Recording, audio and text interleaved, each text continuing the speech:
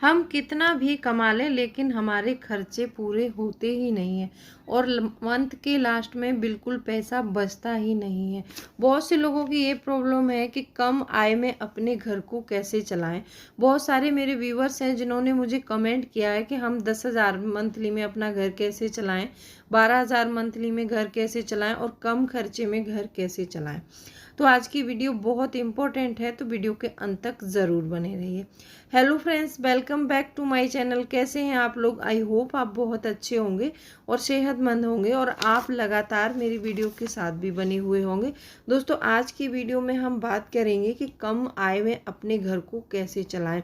दोस्तों, वीडियो बहुत इंपॉर्टेंट है, तो वीडियो के अंत तक ज़रूर बने रहिए। और अभी तक आपने चैनल को सब्सक्राइब नहीं किया है तो आपसे एक नम्र निवेदन है, जल्दी से सब्सक्राइब कर लीजिए अपने इस चैनल को और बेल आइकन को भी ज़रूर प्रेस कर दीजिएगा ताकि ऐसी ही इंटरेस्टिंग वीडियो की नोटिफिकेशन आपको मिलते रहें। दोस्तों, वीडियो पसंद आए तो एक लाइक ज़रूर कर दीजिएगा। तो चलिए स्टार्ट करते हैं वीडियो को। दोस्तों, सबसे पहला पॉइंट आता है यहाँ पर कि बिजली का उपयोग ध्यानपूर्वक करें। ये पॉइंट मैंने कई वीडियोस में बताया है आपको, लेकिन बहुत सारे लोग कमेंट्स करते हैं कि हमारी बिजली की खपत तो भी ज़्यादा हो ही जाती है। देखिए, अगर हमने बिजली बिल में कुछ पैसे बचा लिए तो हमारे मंथ का काफ़ी बहुत हद तक खर्चा जो है कम हो सकता है। तो हम क्या गलती करते हैं इसमें कि जैसे मान लीजिए हमारा फ्रिज कम से कम दिन में 24 घंटे चलाते रहते हैं, उसको कभी बंद नहीं करते हैं। तो हमें क्या करना है कि फ्रिज को थोड़े टाइम के लिए बंद करना है। अब बहुत से लोगों की शिकायत होती है कि जब हम फ्रिज बंद कर देते हैं तो फ्रिज में से पानी टपकने लगता है या फिर फ्रिज में स्मेल आने लगती है। तो आप क्या करेंगे कि जिस टाइम फ्रिज चल रहा हो उस टाइम में आप 2-3 प्लास्टिक की बोतल में पानी भर के और बर्फ़ जमा लीजिए। फिर उस बर्फ़ के पानी बाहर निकाल के बोतल को आप फ्रिज में नॉर्मली रख दीजिए। फ्रिज काफ़ी समय तक ठंडा रहेगा और बहुत टाइम तक मतलब स्मेल नहीं आएगी। एक तो ये पॉइंट है। और जो आपके जो बल्ब लगा रखे हैं आपने, जो बिजली के बल्ब हैं, उनको आपको क्या करना है, जो पहले पुराने बल्ब चल रहे हैं, बहुत से लोगों को मैंने देखा है कि पुराने ही बल्ब यूज़ करते हैं। तो वो क्या करें कि उनको जो नई एलईडी आ रही है वो ले लीजिए। उनमें पावर कंज्यूमिंग बहुत कम होता है, तो जो है हमारे बिजली की कई हद तक बचत हो सकती है। एक, जब भी बिजली अप्लायंसेस खरीदें, आप कोई भी इलेक्ट्रॉनिक अप्लायंसेस खरीद रहे हैं तो उस टाइम में आपको इस बात पर ज़रूर ध्यान देना है कि इसका पावर कंज्यूमिंग क्या है, अगर ये कितने टाइम तक चलेगा तो कितने यूनिट बिजली उठाएगा। मतलब वो अप्लायंसेस खरीदने में भले ही आपको एक बार महंगा पड़ेगा लेकिन लाइफ टाइम आपकी बचत होती रहेगी उससे। क्योंकि बहुत सारे अप्लायंसेस ऐसे होते हैं कि हम जिनको सस्ता खरीद तो लेते हैं लेकिन वो इतनी बिजली कंज्यूम करते हैं कि मीटर एकदम सूट अप हो जाता है 1 महीने में। तो आपको जब भी अप्लायंसेस खरीदें बिजली का तो उसको देखकर खरीदिए कि इसकी पावर कंज्यूमिंग क्या है, उसी हिसाब से खरीदें। और अभी गर्मियां हैं तो एसी वगैरह चल रहे हैं तो ध्यान से चलाएं। जैसे मान लीजिए 2 घंटे एसी चला लिया, फिर 1-1.5 घंटे फैन से काम कर लो।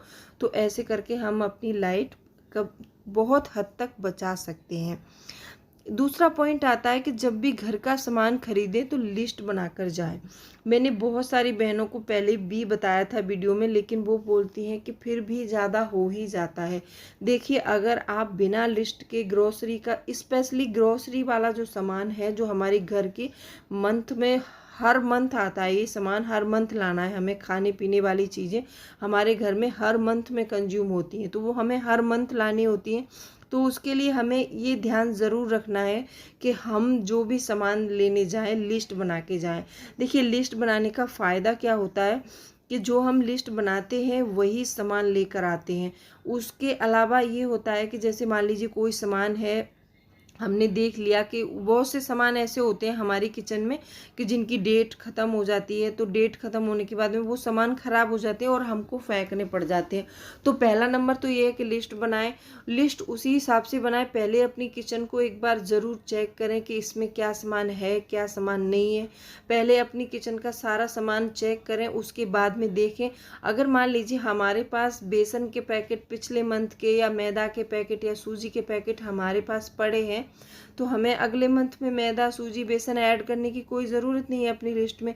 क्योंकि मैदा, सूजी, बेसन ये ऐसे सामान होते हैं कि बहुत जल्दी ख़राब हो जाते हैं और बारिश के मौसम में तो ये और ज़्यादा ख़राब होते हैं। तो अगर मैंने पहले वीडियो में एक तरीका बताया था आप लोगों को कि मतलब बेसन, सूजी, मैदा का रख रखाव कैसे करना है, तो आप क्या करें कि जब भी बेसन लेके आएँ तो बेसन को पैकेट से निकालें, एक एयर टाइट कंटेनर लें, उसमें थोड़ा सा तेज़ पत्ता और साबुत लाल मिर्च डाल के रख देंगे तो कीड़े नहीं लगते। यही हमें सूजी के साथ करना है, यही हमें बेसन के साथ भी और मैदा के साथ भी यही करना है।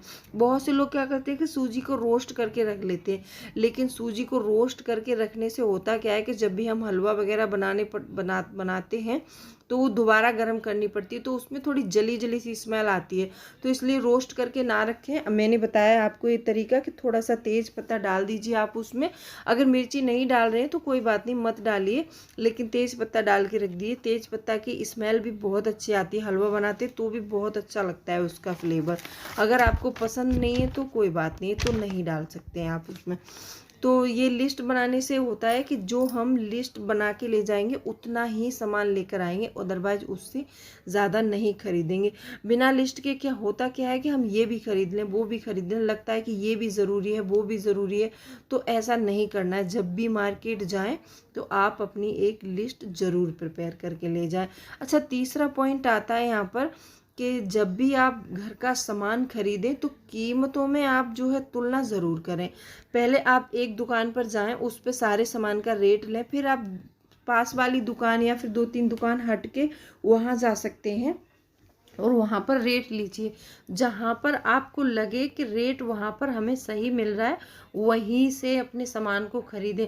देखिए, बहुत से दुकानदार क्या होते हैं कि जब हम मंथ में अपनी ग्रोसरी खरीदने जाते हैं तो हमें पता है कि हमारे घर में 3,000 या 4,000 2,000 जितने का भी आता है सामान, तो उस पर हमें कुछ कंसेशन दे देते हैं वो लोग। और बहुत सारे लोग ऐसे हैं कि रेट जितना रेट होगा उतने रेट में ही देंगे।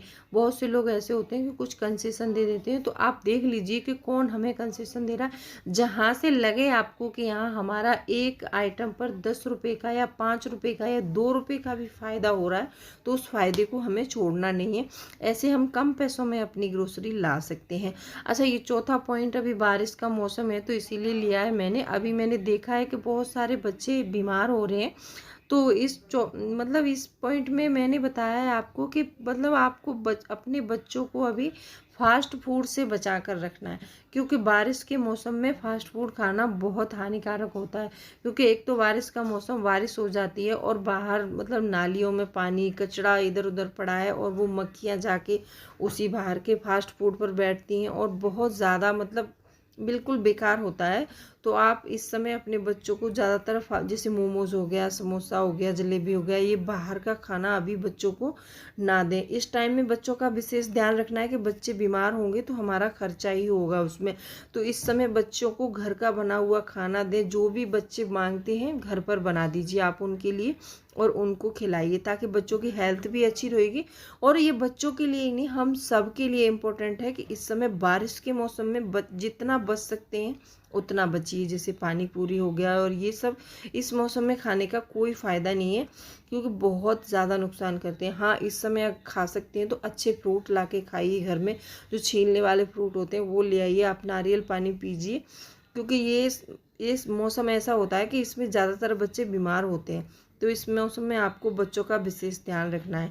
आज मैंने आपको इसमें ये 4 पॉइंट्स बताए हैं। इनमें से कोई भी पॉइंट आपको पसंद आया हो तो वीडियो को लाइक कर देना, और चैनल को अभी तक आपने सब्सक्राइब नहीं किया है तो जल्दी से सब्सक्राइब भी कर लो अपने इस चैनल को, और बेल आइकन को भी ज़रूर प्रेस कर दीजिएगा, ताकि ऐसी ही इंटरेस्टिंग वीडियो की नोटिफिकेशन आपको मिलती है। चलिए, मिलती हूँ अगले वीडियो में, तब तक के लिए bye bye. Thanks for watching.